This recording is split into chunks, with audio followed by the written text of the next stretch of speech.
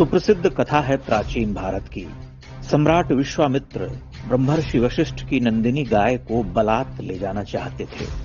उन्होंने अपने बाहुबल और विशाल सैन्य बल से सारे प्रयास कर लिए, किंतु उन्हें ब्रह्मर्षि वशिष्ठ के ब्रह्मदंड के आगे झुकना परास्त होना पड़ा। पुराण में ऐसी अनेक कथाएं मिलती हैं जब ब्राह्मणों के आत्मबल के आगे बड़े बड़े सम्राटों को नतमस्तक होना पड़ा। समय बदला, भारत में तुर्क मुगल आक्रांता आए, भारत अंधकार युग में डूब गया। शतियों के संघर्ष के बाद लगभग सभी आक्रांता एक बात पर एक मत थे कि ब्राह्मणों को झुकाना सबसे कठिन कार्य था। वे मानते थे कि अगर ब्राह्मण बड़ी संख्या में धर्मांतरित होने लगे तो हिंदू समाज को पूरी तरह से गुलाम बनाना आसान हो जाएगा। वह प्रतिरोध केवल ब्राह्मणों का ही रहा हो ऐसा भी नहीं। क्षत्रियों ने शतियों तक अपने रक्त से हिंदू धर्म की रक्षा की।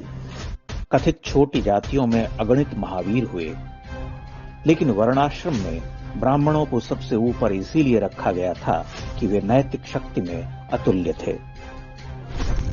काल का पहिया आगे बढ़ा, अंग्रेज आए, भारत पद्दलित हुआ, लेकिन अंग्रेज भी यही मानते रहे कि भारत में ईसाई धर्मांतरण के उद्देश्य में सबसे बड़ी बाधा ब्राह्मण है।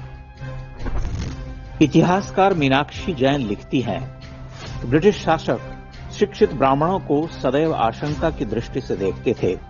उदाहरण के लिए वर्ष 1879 में तंजौर के कलेक्टर ने अकाल आयोग के सदस्य सर जेम्स केयर्ड को एक पत्र में लिखा था कि ब्राह्मणों के अतिरिक्त कोई अन्य वर्ग अंग्रेजों को लेकर इतना उग्र नहीं है।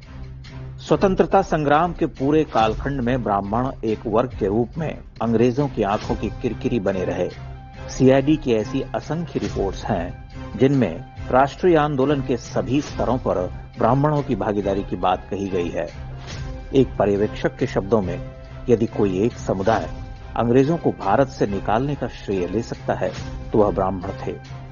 ब्रिटिश राज की गोलियों से जो लोग मारे गए उनमें लगभग 70% ब्राह्मण थे। वे बार बार इस बात को दोहराते हैं कि दरिद्र से दरिद्र ब्राह्मण भी आत्माभिमान में सम्राट से कम नहीं। तुर्कों के आगमन से 1500 वर्ष पहले सिकंदर ने भी दांड्यायन नामक ऋषि को झुकाना चाहा था। दांड्यायन ने कहा था कि सिंधु की हर हरा कर बहती जलधारा का एक बिंदु मात्र भी मेरे कहने से नहीं रुकता, तो मैं किसी नरपति का आदेश कैसे मान सकता हूं। आज जब समय समय पर वामपंथी विचारधारकों को ब्राह्मणों के विरुद्ध विश्वमन करते हुए देखते हैं तो हमें समझ लेना चाहिए कि उनका कष्ट क्या है। हम ब्राह्मणों को लाख गाली दें, किंतु ब्राह्मणों के बिना भारतवर्ष की कल्पना की जा सकती है क्या? वामपंथी जो मूलतः हिंदू संस्कृति के बैरी हैं, उनके नकारात्मक प्रचार तंत्र के सबसे बड़े शत्रु ब्राह्मण हैं। आप ध्यान दें कि वामपंथियों को सबसे अधिक घृणा प्राचीन भारत की महान संस्कृति से ही क्यों है? वह निरंतर हिंदू धर्म को नीचा दिखाने का उपक्रम करता रहता है। पिछले 100 वर्षों का इतिहास लेखन देखिए, वह ब्रह्म स्वरूप आदिशंकर से लेकर महाकवि तुलसीदास को ही अपना सबसे बड़ा बैरी क्यों मानता है? वामपंथियों की बेचैनी इन दिनों बहुत बढ़ गई है। वे षड्यंत्र के लिए वैश्विक स्तर पर प्रयास कर रहे हैं, लेकिन सफलता नहीं मिल पा रही। राजसत्ता से दूर हो जाना एक महाकष्ट है।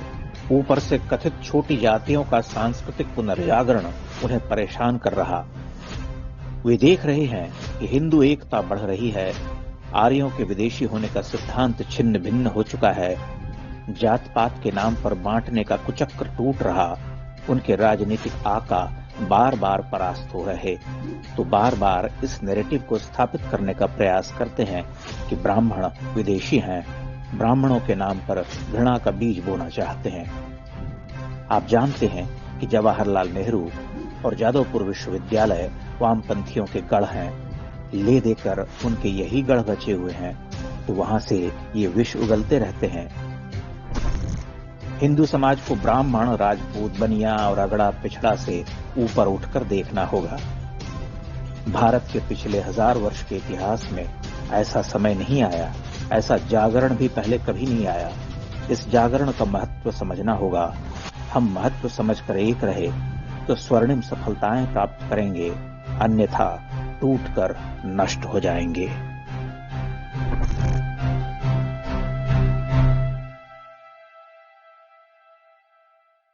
इंडेक्स ऑनलाइन के वीडियो समाज को समर्पित हैं। आप इनको डाउनलोड करके जैसे चाहे वैसे प्रयोग कर सकते हैं। चाहे तो आप हमारे टेलीग्राम चैनल से जुड़ सकते हैं। वहां सारे नए पुराने वीडियो आपको मिल जाएंगे। हमारे सोशल मीडिया लिंक हर वीडियो के डिस्क्रिप्शन में होते हैं। हमारा एकमात्र उद्देश्य हिंदू समाज को जागृत और एकजुट करना है। इसमें सहभागी बने। धन्यवाद।